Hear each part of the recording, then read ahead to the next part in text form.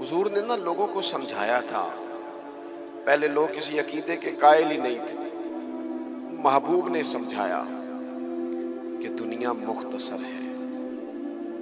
حضور نے بتایا کہ مرنے کے بعد ہمارے لیے جو قبر ہے اس کو صرف ایک پہلو نہ سمجھ لینا، وہ گڑھا بھی ہے دوزخ کا لیکن وہ جنت کا باغ بھی ہے. نبی پاک نے لوگوں کو ایجوکیٹ کیا، تعلیم دی، سمجھایا کہ تم ایک نظریاتی زندگی گزارو. فقط یہ 50-60 سال ہی کل زندگی نہیں، یہ تو تمہیں بھیجا گیا ہے کام کرنے کے لیے، کاشتکاری کرنے کے لیے. مرنے کے بعد تم نے اس کاشتکاری کا پھل کاٹنا ہے. تم اب یہ تعلیم اتنی راسخ ہو گئی لوگوں کے دلوں میں، اور صرف لوگوں کو نہیں سمجھایا. وہ ہمارے ہاں پیران نظام یہ کرتے ہیں، لوگوں کہتے ہیں فقیر ہو جاؤ، فقیر ہو جاؤ، فقیر ہو جاؤ. لوگ فقیر ہوتے جاتے ہیں اور پیر صاحب امیر ہوتے جاتے ہیں. وہ مالدار ہوتا جاتا ہے، لوگوں کو فقر کا سبق پڑھاتا جاتا ہے. نبی پاک علیہ السلام نے لوگوں کو جب یہ کہا نا کہ زندگی چند روزہ ہے، تو یہ تعلیم لوگوں کو تو دی، لیکن اپنا حال یہ تھا. ایک وقت روٹی کھائی اور 3 وقت فاقہ کیا. محبوب نے چٹائی پر آرام فرمایا. حضور موٹے بان کی چارپائی پہ لیٹے، موٹے بان. اور حضرت عمر فرماتے میں تبن سخت تھا، لیکن حضور کی کمر پر جب میں نے چارپائی کے نشان دیکھے تو میں رو پڑا. یا رسول اللہ، اللہ کے دشمن اتنی موج میں ہیں اور آپ تو. حضور نے ایک تو یہ ہے نا کہ آپ کی پیار میں کوئی رو رہا ہے تو بندہ کہے کوئی نہیں بس حالات ایسے، نہ. محبوب نے نظریہ بیان کیا، نظریہ. فرمایا عمر تم پسند نہیں کرتے کہ وہ تھوڑی سی دنیا میں آسانی دیکھیں اور آخرت میں رسوا ہو جائیں، اور ہم دنیا میں تھوڑی سی مشکل دیکھیں اور آخرت کی ساری عزت اللہ ہمیں ہی عطا فرما دے. تو حضور تعلیم دیتے، سمجھاتے، قائل کرتے، دلیل دیتے، لوگوں کو سمجھ آتی. اور وہ پھر شعور اتنا بلند ہوا، اتنا بلند ہوا، اتنا بلند ہوا، یقین علم الیقین تک سے شروع ہو کر عین الیقین تک پہنچا اور حق الیقین تک پہنچا کہ حضرت انس بن نضر رضی اللہ تعالیٰ عنہ احد کے میدان میں جب موجود تھے نا، تو جنت کی باتیں سن سن کے، وہ تعلیم لے لے کے قلبی واردات اس طرح کی ہو گئی تھی کہ میدان احد میں کھڑے ہو کے لوگوں سے کہہ رہے تھے نہ ادھر جاؤ، ادھر واپس آؤ. مجھے تو احد پہاڑ کے دامن سے جنت کی خوشبو آ بھی رہی ہے، جنت کی خوشبو آ رہی ہے. تو تعلیم کا کچھ نہ تھوڑا سا سیکھنے کا ماحول بنائیں. ہمارے ہاں الجھنیں بہت زیادہ ہیں. ایک لمبی تعداد ہے لوگوں کی جو ہر وقت ذہنی کشمکش کا شکار رہتی ہے. ایک تناؤ ہے، ایک الجھاؤ ہے. میں گزارش کرتا رہتا ہوں بزرگوں سے تو نہیں، جو دوست احباب ہیں علماء کی جماعت میں کہتا ہوں کہ لوگوں کے جو مسائل ہیں اس پر گفتگو کی جائے. لوگوں کو ذہنی آسودگی کا موقع میسر آئے، انہیں پتہ چلے کہ یہ ہمارا اصل مسئلہ ہے. ہمارے جو آپ دیکھیں نا، حسد بہت بڑا مسئلہ ہے. اس پر نبی پاک علیہ الصلوۃ والسلام کی درجنوں احادیث موجود ہیں، اور اس کے ہر پہلو پر حضور نے ہمیں سبق دیے. بغض پر، جھوٹ پر، بدی پر، خیانت پر، رزق حلال کے فضائل پر، محبت پر. یہ جو ہمارے مسائل ہیں، ہم اگر حضور سے سیکھ لیں. ایک جنگ بنی رہتی ہے گھروں میں، چوکوں میں، چوراہوں میں، آپس میں، دفتروں میں، اکٹھے بیٹھنے والے لوگوں میں.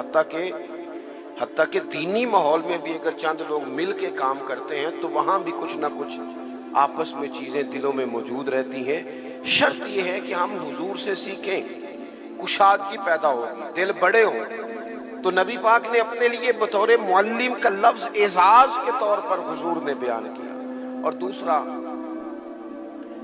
حضور نے فرمایا میں نا اخلاق عالیہ کی تکمیل کرنے دنیا میں آیا ہوں.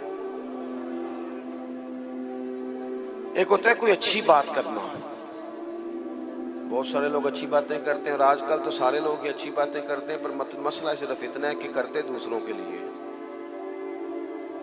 جتنی اچھی باتیں ہو رہی ہیں وہ ساری اچھی باتیں دوسروں کے لیے. اگر وہ اچھی بات جو ہم کر رہے ہیں صرف وہ والی کریں نا جس پر ہم عمل کرتے ہیں، تو جو تبلیغ عمل سے ہوتی ہے وہ دیر پا ہوتی ہے، اس میں وسعت ہوتی ہے.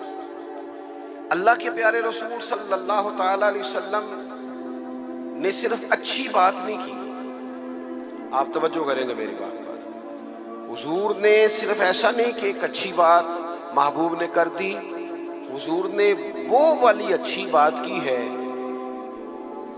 کہ اس سے زیادہ اچھی بات ہو سکتی نہیں۔ اعلیٰ حضرت کہتے ہیں سارے اچھوں سے اچھا سمجھئے جسے ہے اس اچھے سے اچھا ہمارا نام ہے۔ ایک ہوتا ہے روٹین میں کوئی خیر کی بات کرنا، اور ایک ایسی بات کر دینا کہ پھر گنجائش باقی نہ رہے۔ نبی کریم علیہ السلام نے وہ خیر کی باتیں کی ہیں کہ مزید پھر گنجائش ہے۔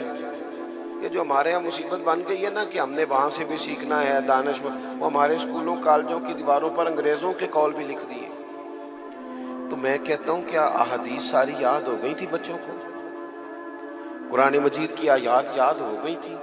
اور کیا کوئی ایسی بات تھی جو حضور نے بیان نہ کی ہو، جو آپ کو ادھر ادھر جانا پڑا؟ اللہ کے پیارے رسول صلی اللہ تعالی علیہ وسلم نے تکمیل کر دی اخلاق عالیہ، بلندی اخلاق جہاں تک جا سکتے تھے وہ ساری چیزیں حضور نے ہمیں دی ہیں۔ اخلاق کی کوئی ایسی بات نہیں جو رسول پاک صلی اللہ تعالی علیہ وسلم نے ہمیں نہ بتائی ہو، اور وہ باتیں ہمیں یاد بھی ہیں۔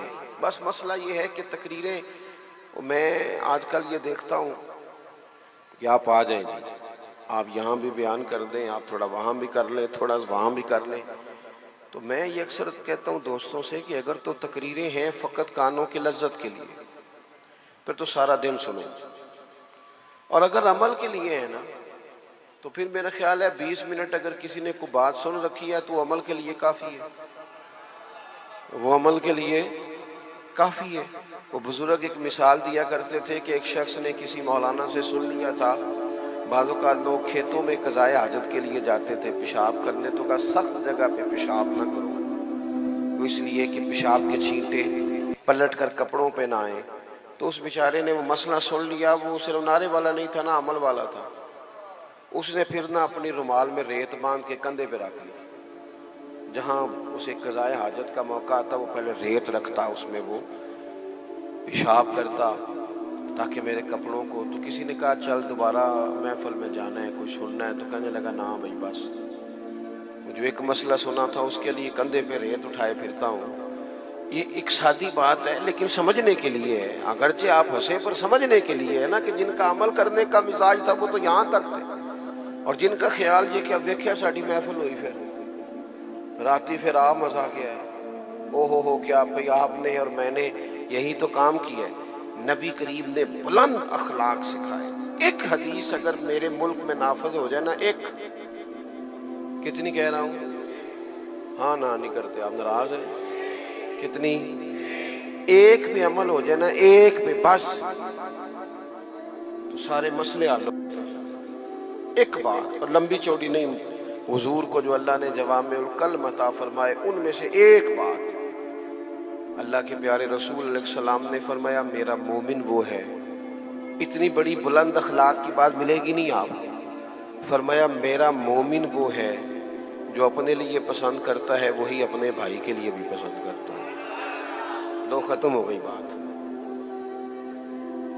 آج کے بعد زندگی میں یہ ایک بات طاری کر لو، ایک صرف، کہ جو اپنے لیے پسند کرنا ہے وہی اپنے، کوئی ملاوٹ ہوگی، کوئی آدمی غلط چیز بیچے گا، کوئی غلط چیز بنائے گا، کوئی خرابی پیدا ہوگی، کیوں کہ اس نے نا، میں دکان پہ ایک دفعہ کپڑے خریدنے کے لیے بیٹھا تھا تو ایک صاحب کہنے لگے پیر صاحب یہ لے لے آتے، میں بھی پایا ہے۔ میں کیا سارے نو یو دیا کر جڑا آپ پانا ہے۔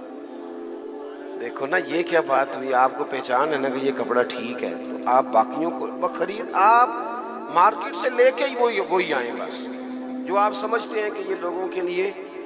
کیوں ہم اس طرح کا کام کرتے ہیں؟ کیوں نہیں ہم سمجھتے کہ یہ غیر نہیں ہے، یہ ہمارے اپنے لوگ ہیں؟ یہ کیسے ہو سکتا ہے کہ کسی کے بچوں کو آپ ملاوٹ والی چیز کھلائیں اور بیماریاں آپ کے گھر نہ آئیں؟